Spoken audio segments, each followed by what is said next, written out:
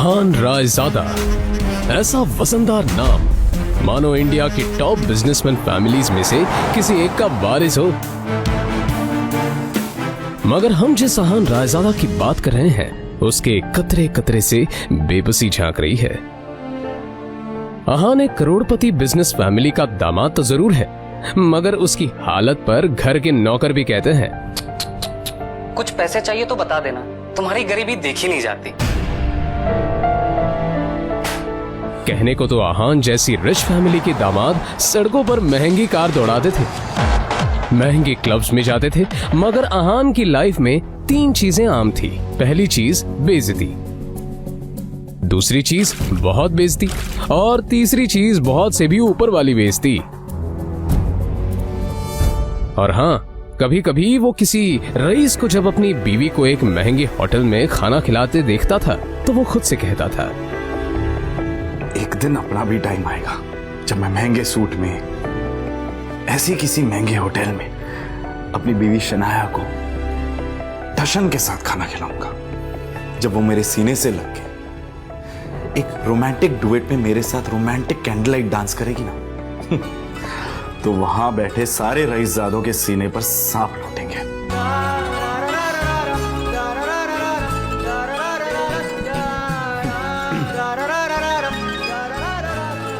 जरूर शनाया ने बहुत अहान चौंक कर उठ खड़ा हुआ। मोबाइल स्क्रीन पर देखा तो शगुन का फोन था। अहान के सारे सपने छूमंतर हो गए।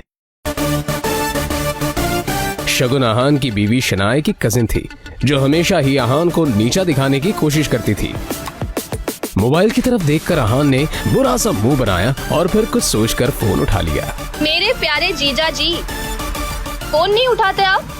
नहीं वो मैम। अच्छा वो सब छोड़िए, आप एक काम कीजिए, साहू ज्वेलर्स पे मेरा एक नेकलेस पड़ा है, मैंने ओनर को कॉल कर दिया है, वहाँ जाके नेकलेस कलेक्ट करके मेरे घर पे आ जाइए। शगुन, मुझे बैंक जाना है और ये बैंक जाने का तेवर किसी और को दिखाइएगा जीजा जी। वैसे भी आपको हमारे फैमिली के टुकड़ों पर ही पलना है ना? तो जितना काम कहा जा रहा है उतना कीजिए। और हाँ, नेकलेस के साथ में ओनर आपको 30,000 रुपए भी देगा, वो लेकर मेरे घर पे आ जाइए और 30,000 रुपए में से 1 रुपया भी कम नहीं होना चाहिए, समझे ना? देखो शगुन, आज तक मैंने कभी चोरी नहीं की। और दूसरी बात यह कि अगर मुझ पर इतना डाउट है तो किसी नौकर को भिजवा के करवा लो। क्या है ना, बहस करने की इजाजत आपको है नहीं, तो जितना काम कहा जा रहा है उतना कीजिए। 1 घंटे के अंदर नेकलेस और पैसे लेकर मेरे घर आ जाइए। और फिर से कह रही हूँ, 30,000 रुपए में से 1 भी रुपया कम नहीं होना चाहिए। बाय। अरे है दीदी को बुलाओ यार, है दीदी।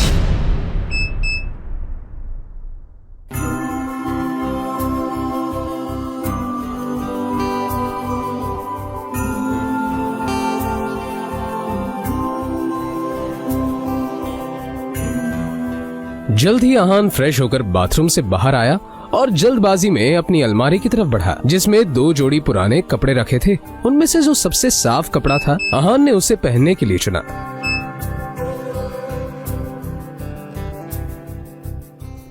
तैयार होकर वो बाहर निकला और जैसे ही सामने देखा तो उसकी सांस यामिनी गिल अपनी कुछ सहेलियों के साथ रमी पार्टी में व्यस्त थी। तभी यामिनी जी की एक सहेली ने अपने सैंडल की तरफ देखकर कहा, यामिनी, ये देखो ना, तुम्हारे आते आते मेरा बेल्ट टूट गया चप्पल का। अब मैं घर कैसे जाऊंगी? अरे इसमें टेंशन लेने वाली कौन सी बात है? तुम पार्टी एंजॉय करो, मैं नौकर से कह दूंगी, वो ठीक करवा कर लाएगा। ना ना, मैं नौकरों पे भरोसा नहीं करती। मेरी चप्पल महंगी है, तू एक बार टूट गई चप्पल तो मैं दोबारा पहनती नहीं हूँ। लेकिन क्या करूँ, घर भी तो जाना है ना। अहान उस तरफ से निकला ही था जब यामिनी जी की नजर उस पर पड़ गई। डोंट वरी, नौकर नहीं है, नौकर से थोड़ा ऊपर ही है, वो तुम्हारा काम अच्छे से करेगा। आहान सुनो, ये चप्पल लो और उसे ठीक करा कर लाओ। तभी यामिनी जी की सहेली ने कहा, यामिनी, ये सब काम दामाद से अच्छा नहीं लगता। अरे तुम इतना टेंशन क्यों ले रही हो? वैसे भी इसे ये सब काम करने में बड़ा मजा आता है। तुम लोग को भी कोई काम हो तो बता दे रहा। दामाद है तो क्या हुआ, चप्पल भी ठीक नहीं करा सकता? कुछ तो करे, वैसे भी कुछ करता धरता तो है नहीं। ये बातें सीधा आहान के दिल पर आकर लगी, मगर अब उसे ये सब हमेशा ही सुनने की आदत हो गई थी। उसे याद था कि आज उसका बर्थडे है, मगर ये सिर्फ उसे ही याद था, बाकी किसी को भी इससे कोई मतलब नहीं था। शगुन का काम करने जा रहा। बहस मत करो, जो काम दिया है वो करके आओ। दामाद है तो दामाद की तरह रहो। भिखारी कहेगा, पता नहीं शनाया की जिंदगी में ऐसा क्या लिखा था कि तुम जैसा निठल्ला पति मिला है उससे। और अब यामिनी जी की सहेली ने आहान को उसकी टूटी हुई सैंडल की स्ट्रैप दिखाकर कहा, ये वाली चप्पल ठीक करना है, महंगी दुकान में ठीक करवाना, समझ में आया? कहते हुए उसने आहान का हाथ उठाकर सैंडल उसके हाथ में पकड़ा दिया।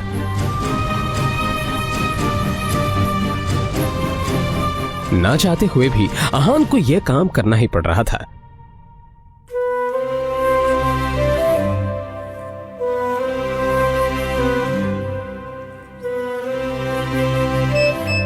उसके मोबाइल पर उसकी बीवी शनाया ने मैसेज किया। ये मैसेज पढ़ते ही आहान के होठों पर एक स्माइल आ गई और उसकी पूरे दिन की टेंशन जैसे गायब ही हो गई। आज पहली बार शनाया ने उसे ऑफिस बुलाया था। एक वही तो थी उसकी जिंदगी में जिसकी मुस्कुराहट देखकर वो खुद को जिंदा रखता था। शनाया का चेहरा देखे बिना आहान को चैन नहीं मिलता था, और उसके बस में होता तो शनाया की हर एक खुशी के लिए खुद को लाखों बार कुर्बान कर देता। रास्ते में आहान को एक फूलों की दुकान मिली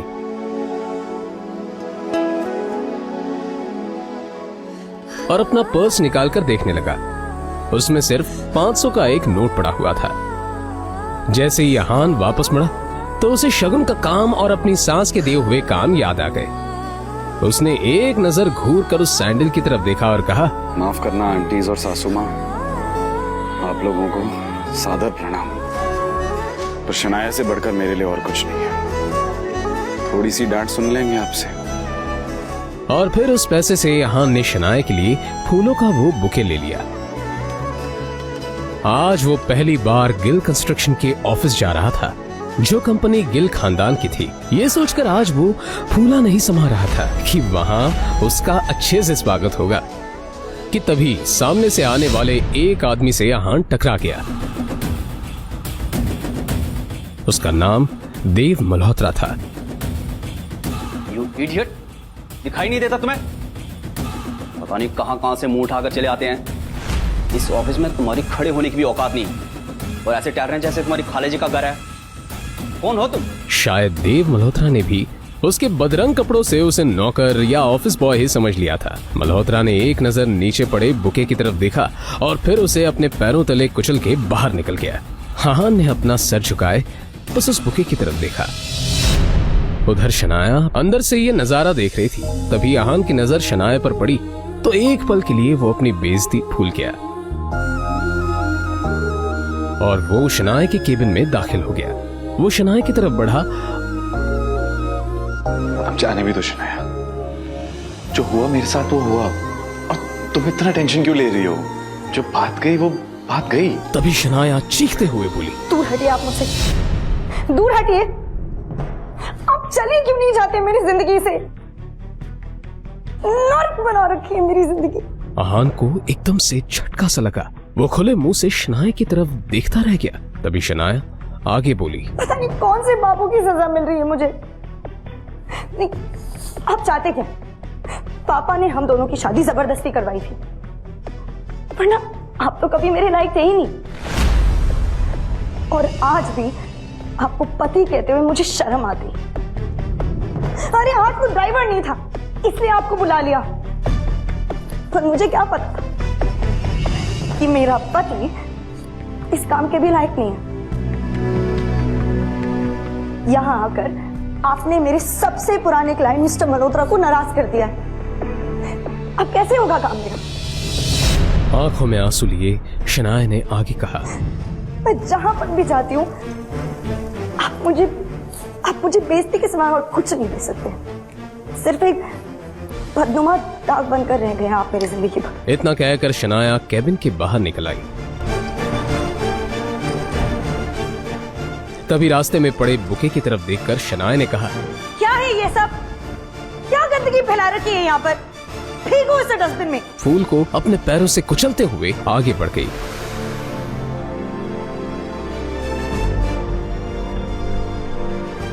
मल्होत्रा अपनी कार में बैठा पहले से शनाया का इंतजार कर रहा था। फिर आहान के सामने ही शनाया अपने क्लाइंट मल्होत्रा की कार में बैठी और बिजनेस के सिलसिले में वहीं से जा चुकी थी।